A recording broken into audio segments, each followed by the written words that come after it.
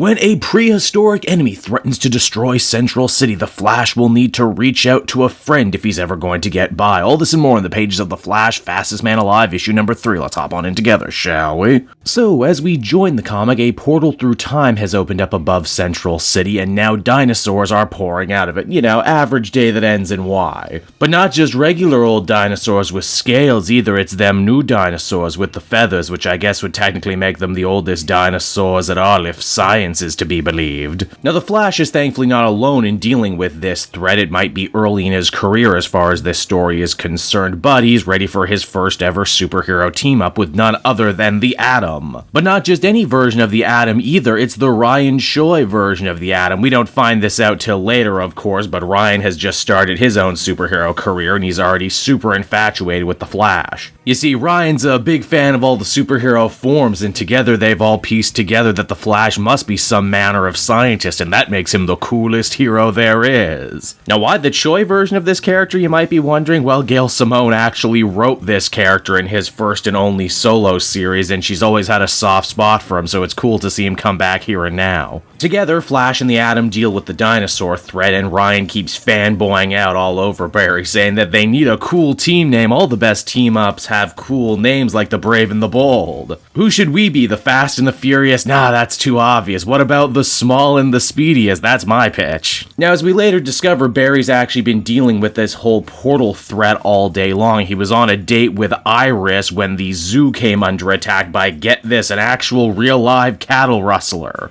Barry really liked Iris and was worried he would have to make some lame excuse, but thankfully she's a journalist, and as such she was the one who had to cut the date short herself so she could go and write about this, which is great for him. It was only after all the zoo animals were safe that the dinosaurs started coming on through, meaning that this portal threat is only getting worse the longer it goes on. But all of this still begs the bigger question: why, when, where, which, what? Barry and Ryan are pretty smart dudes who have forged a pretty good friendship in a real short amount of time, but even with their heads put together, they can't quite figure it out. Luckily for them, they don't have to. For you see, Kronos, famous time-traveling supervillain of the DC Universe, shows up with a big old bag of exposition to dump on our heroes. He says that this whole portal fiasco, pulling in things from other timelines, is actually, get this, the Flash's fault. I know, how original, the Flash broke time again, but not in the way you might be expecting. You'll recall in the last issue, Shift, a super soldier from a dark future ruled over by the Reverse Flash, had come to the present to try and kill Barry to stop that future from happening. Well, she failed in her mission, and because of that, it's having ripple effects all throughout time and space. Kronos says that the only way the Flash can stop all of this is if he runs right into the portal and gets to the future to put all of this right. But before he can do that, though, he's gonna have to stop another wave of threats coming through. And oh man, the portal must have a real sense of humor because it saved the best for last. We've got the Red Baron and a detachment of Nazi soldiers. We also have Golden Age Amazons riding their war kangaroos. Why, there's even some Viking berserkers thrown in there just for good measure. Luckily, the Atom and the Flash are able to work together to mop them up one last time and allow Barry a chance to get back to the future. And it's on that note right there the comic comes to a close, everybody. And so that was The Flash, Fastest Man Alive, issue number 3. And overall, I definitely did enjoy this one. It was a fun little outing for the Flash to team up with Ryan Choi. And you can tell Simone had an absolute blast getting to write this version of a character that she clearly loves so much once again. Also, unlike a lot of these other one-and-done DC digital books here, there actually does seem to be a real overarching storyline starting to form. And yeah, I know we've seen Flash versus Reverse Flash about a million different times, and it seems like all the juice has been wrung out of that particular story, but you know what, this is a Barry still early in his career, and because it's a story safely told out of continuity in these digital books, there's no telling how they could actually take the final chapter, and I'm interested to see where it's going to go. Overall, I'd give this one a 7.5 out of 10. Nice, breezy read.